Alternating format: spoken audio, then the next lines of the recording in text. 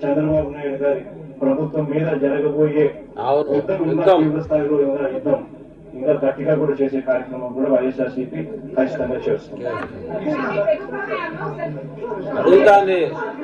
అడుగుతాను చెప్పున్నావు చెప్పు అన్న, అడుగుతాను చెప్పునా అబ్బా. యుద్ధం తర్వాత చేస్తూలే కానీ ముందు ఆ మహిళా జర్నలిస్టు సోదరి గొంతు చించుకొని నిన్ను ప్రశ్నలు అడుగుతానన్నా సమాధానం చెప్పు.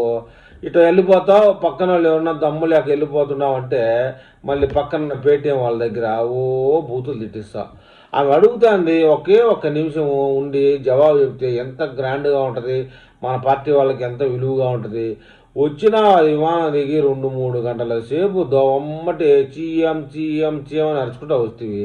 మధ్యలో ఆమె అడిగి ఒక ప్రశ్నకి జవాబు చెప్పడానికి నీకు ఆ టైం లేకపోయా. ఆ స్క్రిప్ట్ రాయించాడు ఎవడో నీకు తెలియక ఏం మాట్లాడినావో నీకు తెలియదు, ఆ స్క్రిప్ట్లో ఏముందో నీకు తెలియదు, అసలు నువ్వు తెలుగు మీడియం చదివినావు ఇంగ్లీష్ మీడియం చదివినావో తెలియదు, మొత్తానికి పరువు తీసేస్తుంది. ఆ ఒక్క జర్నలిస్ట్ అడిగిన మాటకి కానీ జవాబు చెప్పింటే నీ గ్రోత్ ఎంత పెరుగుండేదన్నా.